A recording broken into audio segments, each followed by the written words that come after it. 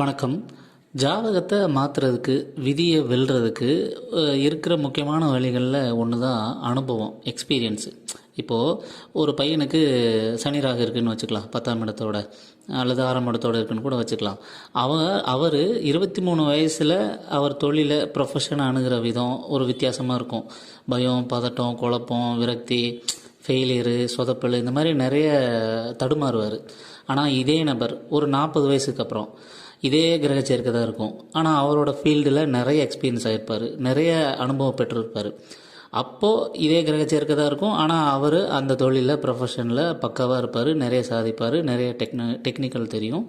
இந்த மாதிரி சொதப்பல்கள் எல்லாம் எதுவும் வராது. அப்போது ஒரு கிரக சேர்க்கை தான் டயத்தை பொறுத்து, அனுபவத்தை பொறுத்து மாறுபடுது. இதே மாதிரி தான் ஜாதத்தில் எந்த கிரகம் எப்படி இருந்தாலும் அவங்கவுங்க அனுபவம், எக்ஸ்பீரியன்ஸு, கற்றல், மனநிலை, இந்த மாதிரி பல ஃபேக்டர் இருக்குது ஜாதகத்தை மாற்றுறதுக்கு.